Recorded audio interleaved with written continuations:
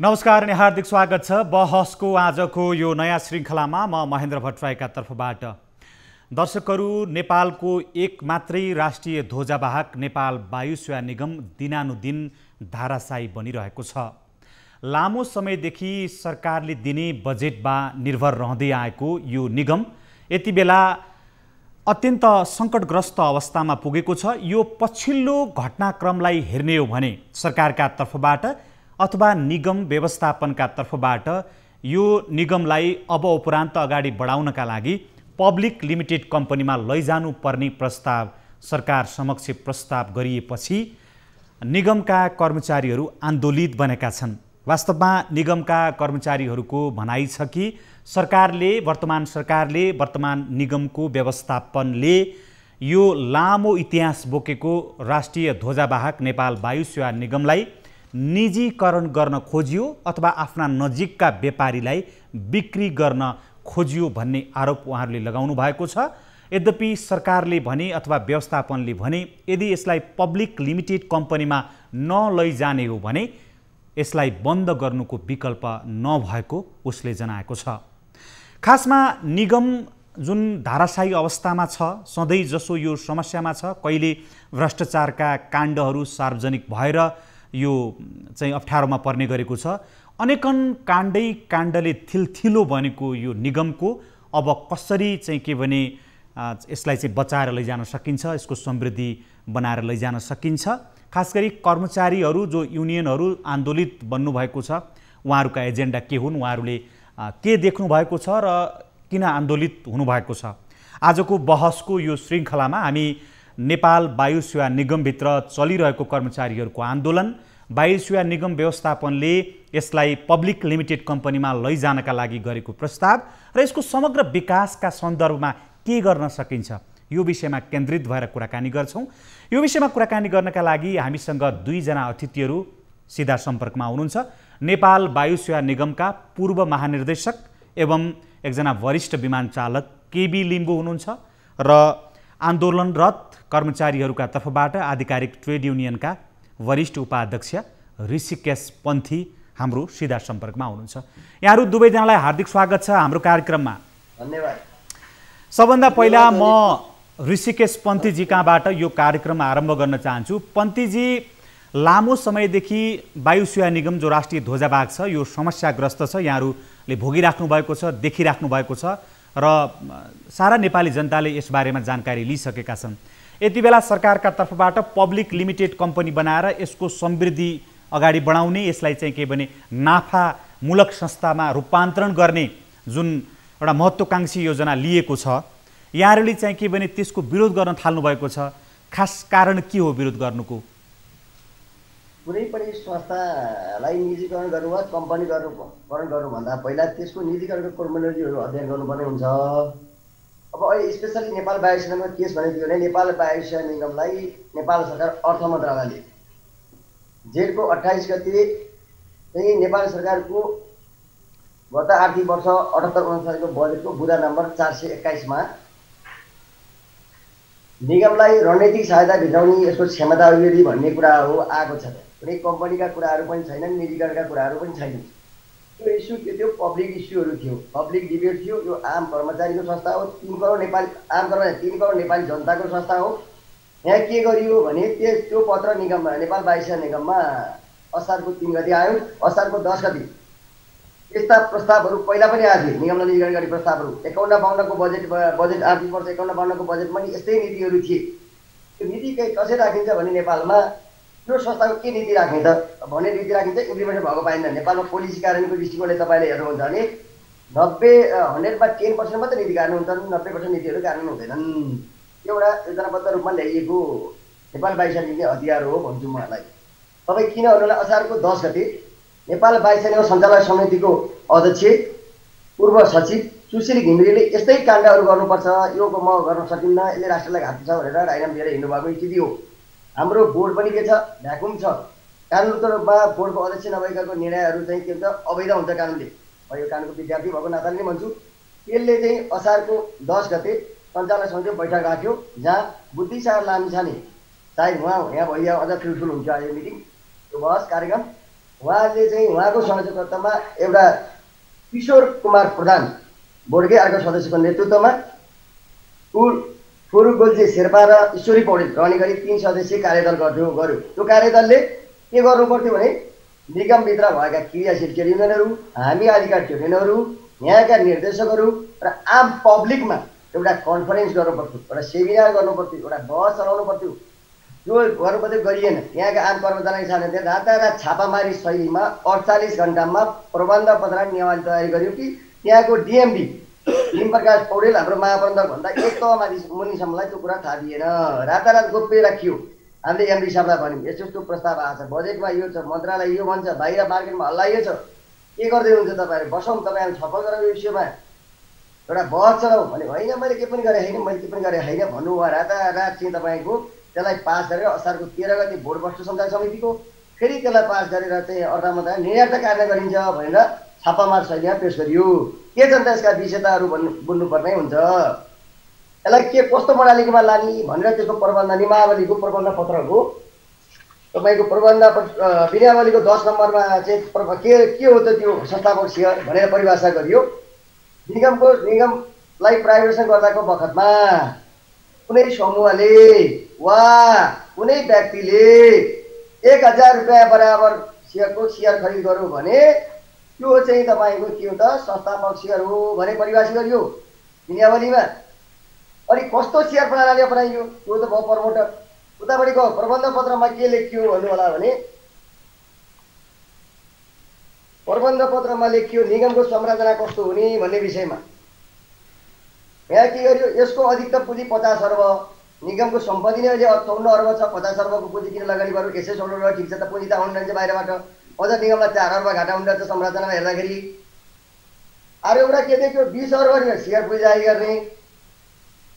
अनि अरू कति त चुक्ता पुँजी भने 3 नम्बर बुँदामा त खाली राखिया छ, त्यहाँ नियोजित छ, कति भर्ने एउटा तल कति मन लाग्यो तजिबुजी अधिकार भनेर त्यो पोस्ट पनि खाली छ। तपाईँले हेर्नु होला हाम्रो प्रबन्ध पत्र, यहाँ म तपाईँलाई देखाइदिन सक्छु, तपाईँलाई चाहियो भने मेल गरिदिन सक्छु। होइन ठिक छ, पक्कै पनि पन्थीजी जुन योजनाबद्ध जुन प्रबन्ध पत्रको सन्दर्भमा यहाँले कुराकानी गरिराख्नु भएको छ नि, यसको तपाईँ त अब अहिले भर्खरै यसका बारेमा बोलिराख्नु भएको छैन, त्यही कार्यरत हुनुहुन्छ, यसका विगत थाहा छ, आगत पनि तपाईँले मूल्याङ्कन गर्न सक्नुहुन्छ। यसको उद्देश्य के रहेछ त, यसको उद्देश्य के रहेछ बताइदिनुहोस् न। म आउँदैछु। यसलाई के भनेको छ भने एउटा 16 डोले खसी बेच्ने त्यो संस्थापक भनेको मैले परिभाषा दिइसकेँ।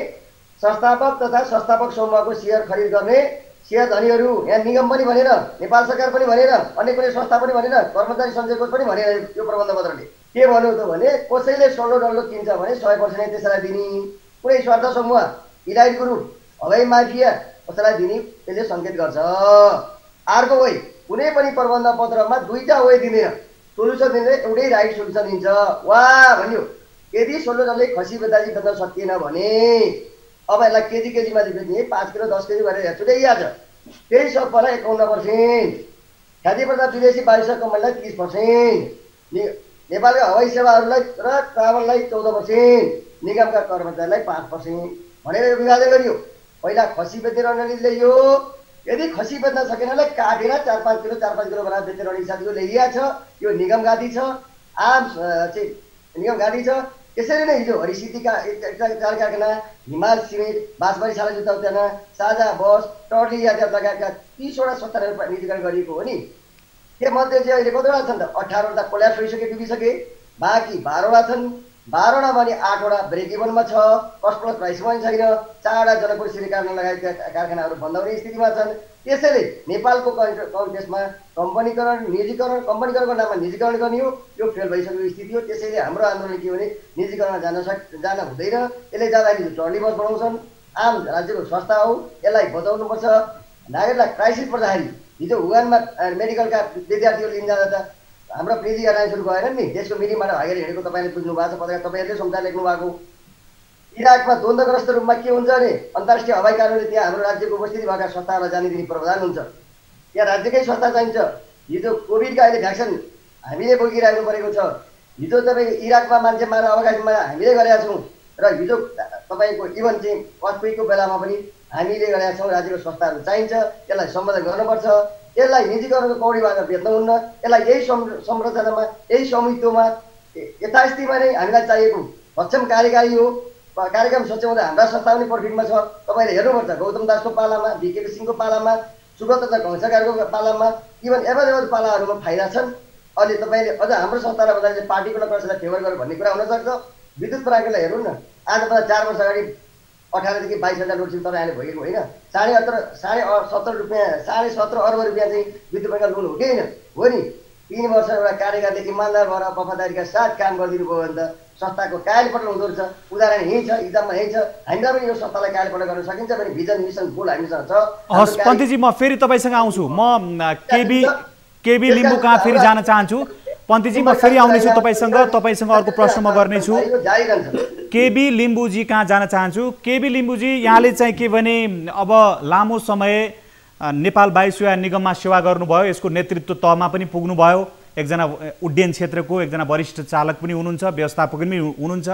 यो पटक पटक जुन नेपाल वायुसेवा निगममा जुन विवादहरू आउँछन्, कहिले भ्रष्टाचारको काण्ड, कहिले केही काण्ड, अनेकन हिसाबले यो जुन थिल्थिलो बन्ने परिस्थिति आछ नि, आज गर्न खोजिएको के रहेछ व्यवस्थापनले र कर्मचारीहरूले गर्न जुन आन्दोलन गरिराख्नु भएको छ, जे आरोप लगाइराख्नु भएको छ, त्यो सत्य हो या व्यवस्थापनले गर्न खोजेको के हो? तपाईँ पनि पूर्व व्यवस्थापनमा रहनु भएको हिसाबले के भन्नुहुन्छ? सुरुमा चाहिँ अब नमस्कार सबैलाई है। तपाईँको यो महानिर्देशक होइन, त्यहाँ चाहिँ महाप्रबन्धक भन्छन्, म पनि महाप्रबन्धक भएर गरेँ काम। ठिक छ, ठिक छ। मेरो पालामा पनि नाफै थियो, करिब पुग 4 करोड, धेरै त होइन, 4 करोड जति नाफा थियो, जे होस् नाफा थियो। र एउटा कुरा मैले तपाईँलाई त्यसलाई अन्यथा नलिनु होला, सरकारले पैसा त्यहाँ चाहिँ खनाकै चाहिँ छैन है। मैले जहाँसम्म मेरो नलेज र म एमडी हुँदाखेरि पनि सरकारको दायित्व भनेको 30-35 करोड थियो र हामीले त्यो चाहिँ इक्विटी चाहिँ बढाउनुपर्छ सरकारको तर्फबाट भनेर चाहिँ बारम्बार अनुरोध गरेका थियौँ। त्यसबेला पनि आग्रह गरे हो र अहिले चाहिँ अब त्यो ब्याङ्कको लागि चाहिँ ग्यारेन्टी चाहिँ बस्या हो, 2टा वाइड बडी र 2टा न्यारो बडी किन्न। अब त्यो पाटो त्यतिमै टुङ्गाइदियो। यो चाहिँ एउटा खालि सूचनाको लागि, मतलब इन्फर्मेसन। अब प्राइभेटाइजेसनको कुरा अब त्यहाँ के भइरहेछ, अब कर्मचारीहरू आन्दोलित हुनुपर्ने नहुनुपर्ने, अब व्यवस्थापनले के गर्यो होइन, व्यवस्थापनबाट सरकारले के गरिरहेछ, अब यो पनि म टिका टिप्पणी धेरै गर्नुभन्दा पनि अब सिधै चुरी भन्छ नि, क्रक्स अफ द म्याटर हो। प्राइभेटाइजेसन गर्ने कि नगर्ने भन्ने कुरामा चाहिँ जुन मोडालिटीबाट, जुन स्टाइलबाट गरियो, सायद प्रजातान्त्रिक अभ्यास, नर्म्स एन्ड प्र्याक्टिसेस चाहिँ त्यो मिट भएको देखिँदैन। किनभने एउटा सार्वजनिक संस्थालाई प्राइभेटाइजेसन गर्दाखेरि त्यसको बृहत छलफल हुनु पर्थ्यो र पहिलो कुरो त्यो। दोस्रो कुरो चाहिँ प्राइभेटाइजेसन गर्दा एउटा गभर्मेन्टको चाहिँ पोलिसी हुनु पर्यो, यो राज्यमा फ्ल्याग क्यारियर राख्ने नराख्ने, पहिला त्यो नै बहस हुनु पर्यो। नेसनल फ्ल्याग क्यारियर जसको इन्टान्जिबल एसेटहरू यति धेरै हुन्छ कि भोलि गएर कम्पनी लिमिटेडमा त्यो नहुन सक्छ, प्राइभेटाइज गरेपछि त त्यो त धेरै दूर टाढोको कुरा हो। तर as a sovereign nation, as a flag carrier बाहिर उड्दाखेरि जुन चाहिँ तपाईँले फेसिलिटीहरू पाउनुहुन्छ, जुन चाहिँ तपाईँको इन्टान्जिबल एसेट हुन्छ, त्यो कम्पनी लिमिटमा जाँदाखेरि त्यो अरू राष्ट्रले इन्टरटेन नगर्न सक्छ र त्यस्तै हामीले त्यो इन्टान्जिबल एसेटहरू चाहिँ लुज गर्न सक्छौँ। र यो कुरा चाहिँ एभिएसनमा धेरै लामो समय लागेकोहरूलाई यो कुरा थाहा हुनुपर्ने हो। प्राइभेटाइज भइसकेपछि के हुन्छ भने तपाईँले यो यो ए कम्पनी प्राइभेटाइजलाई दिएपछि बी कम्पनीले पनि त्यो दावेदारी गर्न खोज्छ भनेपछि बाहिरको राष्ट्रहरूले, अरू देशले त्यो झमेलामा किन पर्ने? दर्शकलाई मैले बुझाउन खोजेको कुरा अब महेन्द्रजीले बुझ्नुभयो नि। ठिक छ Limbu sir. National as a sovereign nation, as a national flag carrier. यसमा म अलिकति तपाईँको कुरा सुन्दै अलिकति म यसमा प्रति प्रश्न गर्न चाहन्छु, त्यसमा तपाईँले थप आफ्नो कुरा राख्नु होला। तपाईँले अहिले जुन प्रश्न पार्न खोज्दै हुनुहुन्छ त्यसमा थप बोल्न पाउनुहुनेछ। जस्तो नेसनल फ्ल्याग क्यारियर जुन तपाईँले भन्नुभयो राष्ट्रिय ध्वजाभाग, यो राष्ट्रिय ध्वजाभाग चाहिँ अब सधैँ घाटामा जाने जुन परिस्थिति छ भनेर भनिएको छ सरकारका तर्फबाट। यसअगाडिका प्रत्येक आयोगहरूले त्यो भनेका छन्, सधैँ सरकारले के अरे बजेट हालिदिएर तलब भत्ता खानुपर्ने परिस्थिति छ। 4वटा पछिल्लो तपाईँले ल्याएको कुरा गर्दाखेरि चाहिँ 4वटा विमान त्यो पनि कैयनवटा थन्किएका छन्। त्यसरी कति दिनसम्म ठेक्न सक्छ सरकारले? फेरि हामी निकै समृद्धशाली देश पनि होइन, अनेकन तपाईँको चाहिँ के भने ऋणदेखि लिएर थुप्रै तपाईँको चाहिँ परिस्थिति सामना गरेर देश चलिरहेको परिस्थिति तपाईँहरूले देखिराख्नु भएको छ। राष्ट्रिय ध्वजाभागका नाममा सधैँ तपाईँको चाहिँ अप्ठ्यारो परिस्थिति सामना गरेर सरकारलाई भार कतिन्जेलसम्म बियर गर्ने भन्ने कुरा के यो चाहिँ? होइन, सम्भव छ, तपाईँको त्यहाँ सम्भव छ। अब यसमा चाहिँ अब कर्मचारी साथीहरू सबै हामीले पनि एउटा कुरा चाहिँ के चाहिँ मनन गर्नुपर्छ भनेदेखि, यदि हामीले चाहिँ स्ट्राटेजिक पार्टनरमा जाने अथवा कम्पनी लिमिटेडमा जाने भने पनि यो चाहिँ अहिले बेमौसमी बाजा। तपाईँले भने जस्तै अहिले ऋणभार छ। ऋणभार किन भयो भन्दाखेरि जहाज किन्यो, नाफामा किन जान सकेन? पान्डेमिक भयो, महामारी भयो। त्योभन्दा अगाडि किन नाफामा जान सकेन? जुन चाहिँ तपाईँको कमर्सियल उहाँहरूले चाहिँ श्वेतपत्र जारी गरे, अमेरिका उडाउने, अस्ट्रेलिया उडाउने, त्यो त सम्भव भएन। किन भन्दाखेरि ब्ल्याकलिस्टमा छ। त्यस कारणले मैले भनेको चाहिँ अब यहाँ चाहिँ अब हुन त अब कस्तो सुनिन्छ, एभिएसनसँग चाहिँ सम्बन्ध मान्छेहरू चाहिँ त्यहाँको सिओमा कति इन्टरटेन गरियो। अब जहाज किन्नु ठिक छ, तर हामीलाई त्यो जहाज ठिक थियो थिएन। मैले स्पष्ट भनेको थिएँ, पहिला न्यारो बडीहरू थपौँ, एउटा इफिसियन्ट रिजनल एयरलाइन बनौँ। अब यो कुराहरू त लागू भएन, भएको छैन। त्यस कारणले अब वाइड बडीको हकमा त्यो 2-4वटा फ्लाइट गर्दैमा त तपाईँको 108 मिलियन इन्टु 2 216 मिलियनको ऋण चुक्ता गर्न त त्यो 2-4वटा फ्लाइट गरेर त हुँदैन। त्यस कारणले रिफर्मेटिङ रिस्ट्रक्चरिङको कुराहरू त छ, तर प्राइभेटाइज किन गर्ने अहिलेको अवस्थामा? जब तपाईँ यति विक हुनुहुन्छ, तपाईँ कहाँ ऋणभार छ भनेपछि तपाईँले त राम्रो पार्टनर त पाउनुहुन्न नि त। तपाईँको त बोली नै बिग्दैन। तपाईँ प्राइभेटाइज गर्ने, यदि कम्पनी मोडेलमा जाने हो भने पनि पहिला आफू त स्ट्रङ हुनु पर्यो। एउटा चाहिँ मतलब इक्वल बेसिसमा चाहिँ नेगोसिएसन गर्न सक्ने स्थितिमा आउनु पर्यो। त्यस कारणले तर नेसनल फ्ल्याग क्यारियर पहिला गभर्मेन्टको चाहिँ प्रायोरिटी त्यही हुनु पर्यो। यदि नेसनल फ्ल्याग क्यारियर चाहिँदैन भनेदेखि म के भन्न चाहन्छु भने दर्शन दिनमा म यो पनि कुरा राख्न चाहन्छु, डिफेन्स राज्यको डिफेन्स, तपाईँको चाहिँ परराष्ट्र नीति, परराष्ट्र मन्त्रालय र मिन्ट पैसा छाप्ने बाहेक जम्मै प्राइभेटाइज गरिदेऊ नि त। स्टार्ट गरौँ हामी चाहिँ के अरे नेपाल ओइल निगमबाट। जहिले पनि ऊ पनि त घाटामा गइरहेछ त। दिनमा के अरे वर्षमा 15 पल्ट चाहिँ दाम बढाएर पनि घाटामा हुन्छ। अनि नेसनल फ्ल्याग क्यारियरको त 2टा फ्रन्ट छ, एउटा कमर्सियल फ्रन्ट।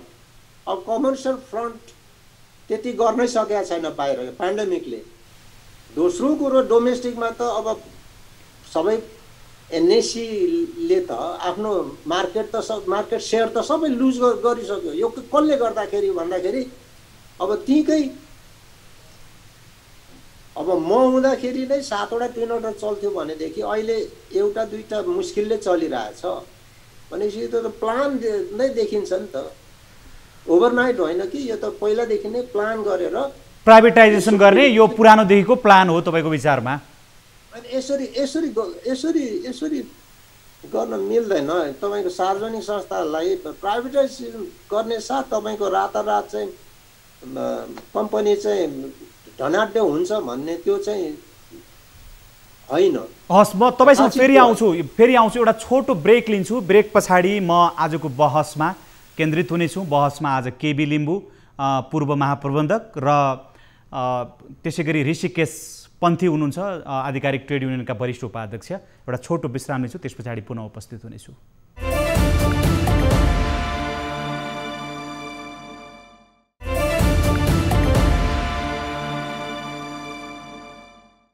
विश्रामपछि पुनः हार्दिक स्वागत छ। बहसको आजको यो श्रृङ्खलामा नेपाल वायुसेवा निगममा चलिरहेको आन्दोलन, खास गरी नेपाल वायुसेवा निगमको व्यवस्थापन पक्षले यसलाई पब्लिक लिमिटेड कम्पनीमा लैजाने प्रस्ताव गरेपछि त्यहाँ कर्मचारीहरू आन्दोलित बनेका छन्, जुन विषय अहिले एउटा राष्ट्रिय चर्चाको विषय बनेको छ। र यसमा खास गरी यसलाई प्राइभेटाइजेसन गर्न लागि, निजीकरण गर्न लागि अथवा राष्ट्रिय ध्वजावाहकलाई बिक्री गर्न, बेचबिखन गर्न थालिएको, कुनै व्यापारिक स्वार्थमा बिक्री गर्न थालिएको आरोपहरू लाग्न थालेको छ। विश्रामपछि पुनः हार्दिक स्वागत छ यहाँहरू दुवैजनालाई। म पन्तीजी कहाँ जान चाहन्छु। पन्तीजी, अब सरकारले जुन पब्लिक लिमिटेडमा लैजाने भन्ने जुन प्रस्ताव छ त्यसमा तपाईँको चाहिँ के भने यसलाई निजीकरण भनेर भन्दाखेरिमा पनि सरकारका तर्फबाट बहुमत सेयर, तपाईँको चाहिँ के भने बहुमत सेयर सरकारको स्वामित्वमा रहने, अनि त्यस पछाडि तपाईँको चाहिँ के भने राष्ट्रिय ध्वजावाहकै हुने, कर्मचारीहरू अहिले जो हुनुहुन्छ उहाँहरूलाई पनि सेक्युर गर्ने लगायतका बुदाहरू त्यसमा राखिएका छन्। यो तपाईँले त पुरै निजीकरण मात्रै भन्नुभयो, निजीकरण होइन, राष्ट्रिय ध्वजावाह कायमै रहने भन्ने जुन उहाँहरूको प्रस्ताव छ नि, यसमा के भन्नुहुन्छ? यो संस्था जसरी मार्केटमा अहिले 50 अर्ब, 52 अर्ब, 45 अर्ब घाटामा छ भनेर मान्छे पछि एलआइसी गरे यस्तो होइन, वस्तुस्थिति बुझ्नु जरुरी छ। त्यो भने हाम्रो 75-76 को अडिटमा 1 अर्ब 59 करोड रुपियाँ मात्रै घाटा हो।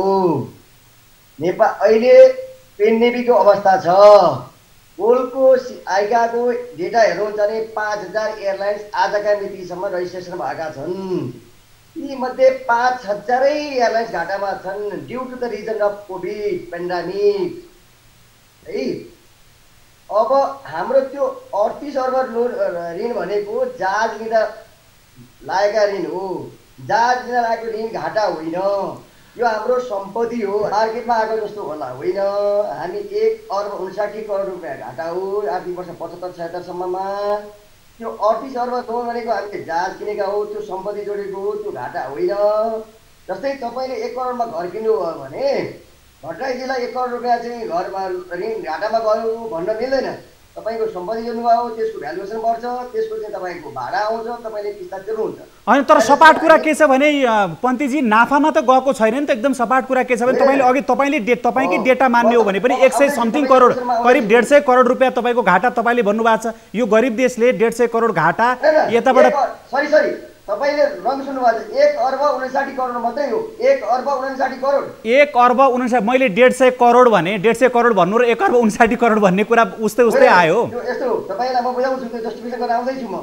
ठिक छ, तपाईले 1 अर्ब 59 करोड जुन भन्नुभयो, मैले त्यसलाई 150 करोड भने म डेटा वाइज आउँदैछु, मलाई बोल्न दिनुस् न है। पहिला हामीलाई बुझिन्छ, थाई एयरवेजको 21 अर्ब घाटा छ 2008 मा, 2010 मा रहेछ 14 अर्ब 74 करोड रुपियाँ, अहिले 13 अर्ब 68 करोड रहेछ। अहिले 410 बिलियन भनेको 410 अर्ब रुपियाँ घाटामा छ।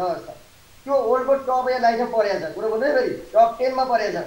अहिले उनको टपर कतार एयरवेज पर्छ। कतार एयरवेज पनि घाटामा छ। उसले आफ्ना जहाजको सिटहरू बाहिर झिकेर कार्गो बनाएर उडिरहेको छ। यो पेन्डेमिकले भएको घाटा हो। कुरो भन्नु नि।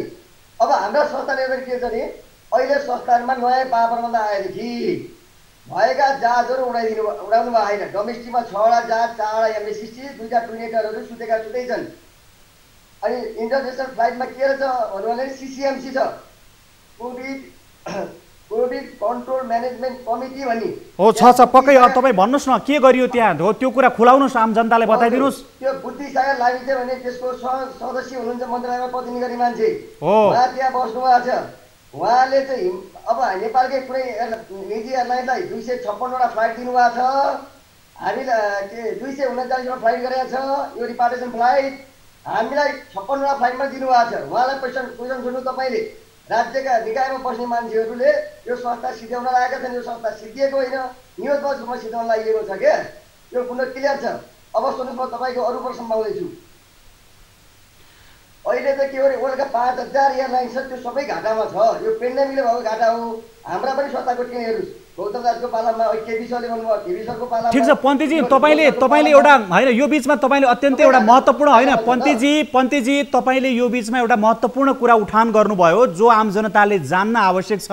तपाईँको तालुकदार मन्त्रालयका सहसचिव तपाईँको लामिछाने भन्नुभयो होइन, तपाईँले बुद्धि सागर लामिछाने होइन, तपाईँले बुद्धि लामिछानेजी होइन, पहिला प्रश्न सुन्नु न।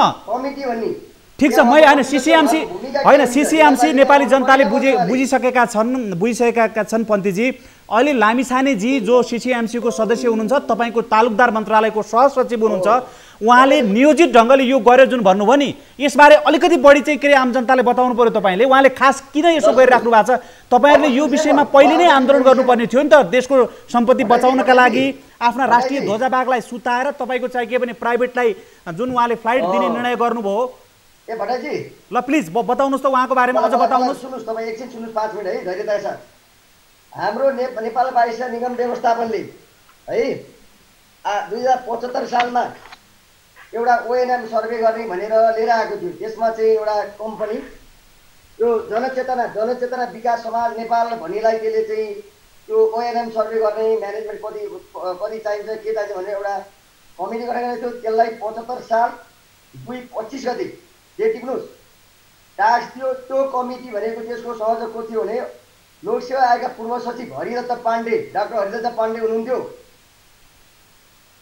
उहाँले एउटा प्रतिवेदन बनाउनु भयो। त्यो प्रतिवेदनलाई उहाँहरूले अहिले नयाँ मार्गमा गुमराहमा थर्काइदिनु भयो र एउटा इन्जिनियरलाई बुद्धिसागर सर चाहिँ हाम्रो एयर ट्राफिक कन्ट्रोलर हो, उहाँको नलेज भनेको ट्राफिक म्यानेजमेन्टमा मात्रै हो, एयर ट्राफिक म्यानेजमेन्ट मात्रै हो। अर्को एउटा बोर्ड सदस्य अच्युत राज पहाडी भन्ने हुनुहुन्थ्यो। उहाँहरूले चाहिँ तपाईँको के हो भन्नु होला भने उहाँ टुल बसेर भएको इन्जिनियर हो। यिनीहरू दुईजनाले चाहिँ उहाँहरू दुईजनाले के गर्नुभयो भने त्यो कमिटीको प्रतिवेदनलाई रद्दीको टोकरीमा हालिदिनु भयो र ओएनएम सर्वे गर्ने नाममा चाहिँ विषय विषय नभएको मान्छेले चाहिँ ओएनएम सर्वे गरेर यो पहिला कोभिड सुरु हुँदा 145 दिन काम गर्नुभएको छ त्यहाँ र भने 25 लाखभन्दा बढी पैसा लिनुभएको छ। अगेना भन्ने एउटा ठुलो छ तपाईँको हायत होटल जतिकै, त्यहाँ गएर खाना खानुभएको छ। हेर्नुहोस् उहाँसँग विषयको काम पनि होइन, उहाँले पोलिसीको रूपमा गरिरहनु भएको छ क्या। म्यानेजमेन्टको एक्सपर्ट त कुनै विषयमा विद्यावारिधि गरेको 15-20वटा आर्टिकल इन्टरनेसनल जर्नलमा पब्लिस गरेको वा तपाईँको त्यो सम्बन्धी विषयमा 20 वर्ष काम गरेको भन्ने नेपालको संविधानमा स्पष्ट व्यवस्था छ। अनि एउटा इन्जिनियरले ल्याएर ओएनएम सर्वे लाउने अफिसमा उहाँहरूकै टिम होइन। अनि यो संस्था कसरी जान्छ? अर्को डिम्बरकाजीको कुरा गर्नु, हामीले घाटा लगाएको होइन। अहिले डिम्बरकाजीले 6वटा जहाज सुताइदिनु भएको छ, डोमेस्टिकका 6वटा, यताको 4वटा, 10वटा जहाज छ। त्यसको इन्सुरेन्स कति तिर्छ हामीलाई त 77 करोड रुपियाँ त एक वर्षको हामीले इन्सुरेन्स तिर्न पर्यो। जहाज सुतिरहेको छ। ए भने पन्थीजी जुन सिसिएमसीका तर्फबाट तपाईँको चाहिँ के भने जहाजहरू उडाउनु पर्न सकिने अवस्था थियो, त्यस्तो बेलामा तपाईँको चाहिँ के भने डिम प्रकाश पौडेल र तपाईँको चाहिँ के भने बुद्धि सागर लामिछानेको मिलेमतोमा तपाईँको आफ्नो जहाजहरूलाई सुताइयो होइन। सुन्नुहोस् हाम्रा बोर्डको बायोडाटा तपाईँले हेर्नुहोस्, 4जना स्वार्थ समूहमा बाजिएका मान्छेहरू छन्। मैले एउटालाई मात्रै फिल्म लाउन मिल्दैन। त्यहाँ हेर्नुहोस् अब एयर डाइनेस्टीमा कुनै हवाई कम्पनी छ, हाम्रो स्वार्थ बाजिन्छ। यस्ता मान्छे बोर्डमा ल्याउनु हुँदैन। कुनै अर्को एउटा सदस्य हुनुहुन्छ, उहाँ पनि त्यही कम्पनीको। अनि स्वार्थ बाजिएका मान्छे ल्याएपछि निगम धरासँग पनि त निजी क्षेत्र सकिन्न भन्ने उहाँको मेन्टालिटी हो। अब लामिछानेजीको सन्दर्भ तपाईँले जुन उठाउनु भयो नि, लामिछानेजीको सन्दर्भ जुन उठाउनु भयो नि, लामिछानेजी सिसिएमसीको एकजना मेम्बर मात्रै हुनुहुन्थ्यो होइन, किनभने त्यहाँ त राज्यका पहिला उपप्रधानमन्त्रीले लिड गर्नुहुन्थ्यो, त्यस पछाडि अहिले अरूलाई नै नेतृत्व दिएको छ। सम्भवतः स्वयं प्रधानमन्त्री अहिले नेतृत्व गरिराख्नु भएको छ भनेको मतलब यसको मतलब लामिछानेजी मात्रै होइन कि राज्यका सबै मानिसहरू नै यसरी लागे भनेर भन्न खोज्नु भएको यहाँले? होइन, यस्तो हो तपाईँको हामीहरू समन्वय गरी मन्त्रालयसँग हो, हामीले समन्वय गरी बोर्डसँग हो। बोर्डमा नै स्वार्थ समूह बाजेका 4जना हुनुहुन्छ, 4-5जना बोर्डको बहुमत स्वार्थ समूह बाजेका मान्छेहरू त्यहाँ भर्ती गरिएको छ। यो त पोलिटिकल चाहिँ भर्ना हो नि, पोलिटिकल भर्ना गरिएको छ। यस्ता भर्ना गरेका मान्छेहरू स्वार्थ बाजिया छ। अब यो निगमलाई कहाँ पुर्याउने भन्ने त लाइन मिनिस्टरको काम होइन, लाइन सेक्रेटरी हो। त्यो त तपाईँको लाइन मिनिस्ट्रीको काम हो। तपाईँले ठिक भन्नुभयो। यसमा अर्को एउटा प्रश्न मेरो के भने, तपाईँले जुन 200वटा फ्लाइट चाहिँ तपाईँको चाहिँ के भने दिन मिल्ने फ्लाइटहरू चाहिँ 239वटा फ्लाइट चाहिँ के अरे राष्ट्रिय ध्वजाबागलाई नदिएर अरू कुनै तपाईँको प्राइभेटलाई दियो भन्नुभयो नि। तपाईँले यो पनि खोलिदिनुहोस् न। त्यो होइन, सुन्नु न, राष्ट्रिय ध्वजाबागलाई नदिएर त्यो 239वटा फ्लाइट चाहिँ उहाँहरूले कसलाई दिनुभयो भन्नुहोस् त? ए मित्र बुझ्नुहोस् न, हामीले चाहिँ मन्त्रालयमा फाइल लगायो भने यो ओल्लो कोठा र पल्लो कोठा घुम्नुपर्छ। हिमालयको एउटा फोनले चाहिँ एउटा फ्लाइट उड्छ, मुलुकै होइन। ए भने हिमालय एयरलाइन्सलाई यो राष्ट्रिय ध्वजाबागले पाउनुपर्ने फ्लाइट चाहिँ उहाँलाई दियो। हिमालय त एउटा देखि पात्र मात्रै हो। अरू 22 कम्पनीले नि गर्ने त यस्तै हो नि त गतिविधि त। अरू 30वटा एयरलाइन्सको फ्लाइट छ नेपालमा, गर्ने गतिविधि होइन। राष्ट्रिय तथा अन्तर्राष्ट्रिय हवाई माफियाहरूको चङ्गुलमा निगममा भाँच्नलाई अहिले नभएको होइन, तर गएको पेन्डामिकका बेलामा 239 फ्लाइट जुन दियो त्यो तपाईँको राष्ट्रिय ध्वजाभागलाई दिन मिल्ने फ्लाइटहरू चाहिँ हिमालयनलाई दियो भनेर तपाईँ भन्दै हुनुहुन्छ। अन्य मुलुकमा राष्ट्रिय ध्वजाभागलाई प्रायोरिटी हुन्छ, विधिले चलेको मुलुकहरूमा एयर इन्डियाले प्रायोरिटी पाइरहेछ, इतिहासले प्रायोरिटी पाइरहेछ, कतार एयरवेजले प्रायोरिटी पाइरहेछ। यहाँ चाहिँ हिमालयनले पायो होइन, यहाँ चाहिँ त्यो हिमालयनले पायो होइन, यहाँ चाहिँ हिमालयन एयरलाइन्सले पायो त्यो फ्लाइट होइन। हिमालयन एयरलाइन्सले 256वटा गर्यो, हाम्रो के अरे 239वटा गर्यो, हामीले 56वटा मात्रै गर्यो। कस्तो कमजोरी यहाँ नेपाल। ल ठिक छ, म केबी लिम्बू कहाँ जान चाहन्छु। ठिक छ पन्थीजी, फेरि आउँछु म तपाईँसँग। केबी लिम्बू कहाँ जान चाहन्छु। लिम्बूजी, तपाईँले सुन्नुभयो के भइरहेको छ निगम धाराशाही बनाउनका लागि। अब प्राइभेटाइजेसनमा लिन लागि हो होइन त्यो त पछिल्लो कुरा भयो। गएकै लेटेस्ट दिनहरूमा पनि निगमलाई धाराशाही बनाउन के भइरहेको रहेछ भनेर तपाईँले बुझ्नुभयो। खास यो हुन खोजेको के हो हामी कहाँ, किन तपाईँले पनि नेतृत्व गर्नुभयो होइन, यस अगाडि पनि यस्ता गतिविधिहरू हुने गरेका थिए कि राष्ट्रिय ध्वजाभागलाई कमजोर बनाउन उहाँले भन्नुभयो राष्ट्रिय अन्तर्राष्ट्रिय हवाई माफियाहरूको चङ्गुलमा फसेर। यो सत्य कुरै हो होइन, यस्तो हुन्छ है, पहिला पनि यस्ता तपाईँले भोग्नु भएको थियो तपाईँले पनि। यो अब मैले त पञ्चायती कालदेखि नै अलिकति नेपाल पाइलट एसोसिएसनको तर्फबाट अलिअलि यो कुराहरू चाहिँ नबुझ्या त होइन, तर के छ भनेदेखि जुन मात्रा हो त्यो मात्रा चाहिँ बढ्दै गएको भन्ने कुरा चाहिँ अब यहाँ जगजाहेर हुँदै आएछ होइन। तर मैले यति चाहिँ भन्न चाहन्छु कि आम त्यो सर्वसाधारण हामी आम नागरिकमा चाहिँ यो चाहिँ के थाहा हुनुपर्छ भने प्राइभेटाइजेसन गर्ने साथ रातारात मालामाल चाहिँ हुने होइन है, नम्बर 1। नम्बर 2, प्राइभेटाइजेसन गर्नलाई पनि एउटा चाहिँ त्यसको प्रक्रिया हुन्छ। अब अहिले हाउस छैन, त्यहाँ चाहिँ विभिन्न संयन्त्रहरू जस्तो उपसमितिहरूले यो कुराहरू छलफल गर्नुपर्ने र यो हतारो गरेर चाहिँ अब यसमा चाहिँ त्यो बेनिफिट अफ डाउट चाहिँ ऋषिजीले भने जस्तै अब उहाँ त त्यहीँकै कर्मचारी हुनुहुन्छ, त्यस कारणले उहाँले बुझ्नु भएको छ। त्यस कारणले र उहाँले भनेको कुरामा दम छ। म यति भन्छु, यो यदि त्यो नहुँदो भनेदेखि यहाँ एउटा इन्डिपेन्डेन्ट निकायले छानबिन गरोस् र यो अहिले हतारोमा अहिले पेन्डेमिकको बेलामा त सरकारको दायित्व के हो त? नागरिकलाई चाहिँ रोजगारी दिनुपर्ने, किन भोकमरी हुने अवस्थाहरू भइराखेकै छ, अझै बढ्ने छ। पेन्डेमिकले मर्नु भन्दा पनि भोकमरीले मर्ने। अनि तपाईँको चाहिँ 1500 कर्मचारी भएको संस्थामा 1500 कर्मचारी भएको संस्थामा अहिले पेन्डेमिकको बेलामा चाहिँ 2000ले रोजगारी पाउनु पर्ने एउटा सरकारको दायित्वबाट पन्छिन मिल्छ। भोलि गएर प्राइभेटाइज भयो भने उसले 300 जना मात्रै राख्छु भन्ला। अनि यो अहिले त हामी त यो त महामारीको स्थितिमा छौँ। त्यस कारणले कसरी हुन्छ, आफ्ना देशका जनताले नागरिकले जागिर पाउन्, अझै बढी रोजगारी पाउन् र होइन। अब नागरिकले रोजगारी पाउन् भनेर भन्दाखेरि पनि जनताको राजस्वबाट सञ्चालन भइरहेको राष्ट्रिय ध्वजाभाग जो सरकारको स्वामित्वमा छ, जनताको करबाट त्यहाँ तपाईँको तलब भत्ता बजेट जान्छ भनौँ न, अब त्यो त राज्यकै सम्पत्ति हो, त्यसलाई पहिलो प्रायोरिटी दिनुपर्थ्यो नि। जस्तो अघि पन्थीजीले भन्नुभयो, त्यो यदि सत्य हो भने त त्यो त एक हिसाबले अपराधै हो नि त्यो होइन, वास्तवमा भन्ने हो भने। त्यो अब मैले त असत्य त भनिनँ नि त, डिबेट त उहाँको कुरालाई त अब मलाई पनि थाहा छ नि। तपाईँको 50% जहाजहरू तपाईँको दुईवटा कुरा हुन्छ, पेन्डेमिकमा कम फ्रिक्वेन्सीमा चल्ने जहाजहरू, आफ्नो भएको जहाजहरू कम चल्नु, कम उडान हुनु भन्ने एउटा मान्यता रहन्छ। आफ्ना भएका जहाजहरू चाहिँ टोटली ग्राउन्डेड भूमिस्थ, त्यसलाई निकममा बनाउने भनेको त्यसको खोजबिन हुनु पर्दैन, कोर्ट अफ जस्टिसमा तिनीहरूलाई ल्याउनु पर्दैन। अनि तपाईँको अलमोस्ट 50% पाइलटहरू पनि लाइसेन्सहरू ल्याप्स नै भयो। अब जहाजै उडाउन नपाएपछि त लाइसेन्स ल्याप्स हुँदैन।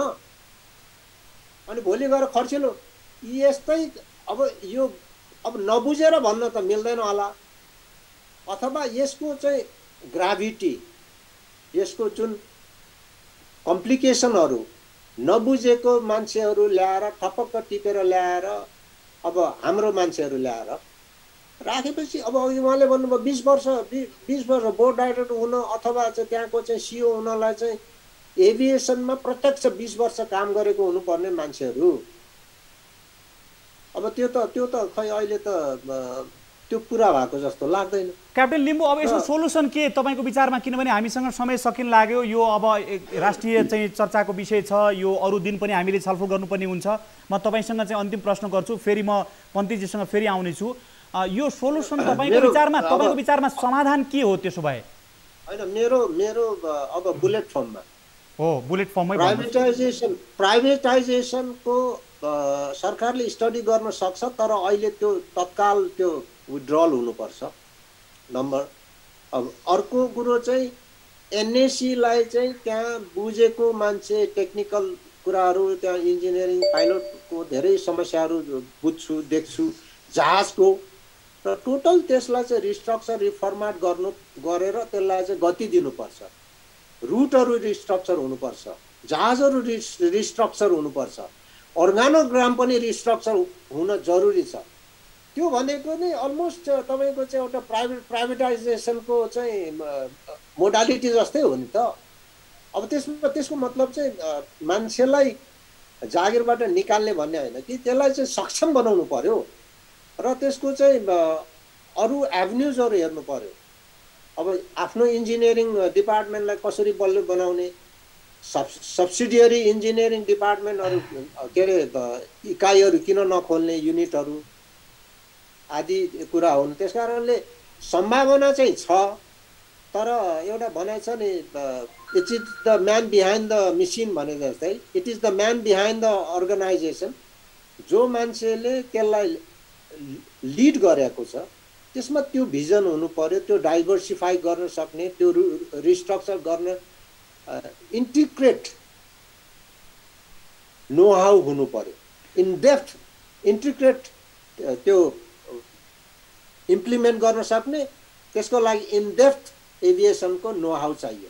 अवश्य पनि। म अब अन्तिममा तपाईँको चाहिँ टपक्क टिपेर लगेको मान्छेबाट यो सम्भव छैन। म अन्तिममा पन्तीजी कहाँ जान चाहन्छु। पन्तीजी, तपाईँहरू अहिले आन्दोलन गरिराख्नु भएको छ, यसो हेर्दा तपाईँले जुन विषय उठान गर्नुभयो त्यो स्वाभाविक छ, किनभने कुनै पनि संस्था प्राइभेटाइजेसन अथवा पब्लिक लिमिटेडमा लिने बित्तिकै नाफामा जान्छ भनेर सपना नेपाली जनतालाई जुन देखाउने गरिन्छ, त्यो त विगतका इतिहासहरूले हामीलाई देखाइसकेको छ। किनभने सरकारद्वारा एउटा चाहिँ समृद्धशाली रूपबाट चलाइएका कैयन संस्थाहरूलाई निजीकरण गरियो र जसको हकीकत हामीले देखेका छौँ। आज जग्गा बेचेर त्यसलाई चाहिँ त्यसको अस्तित्वै नामेट पारिएको छ।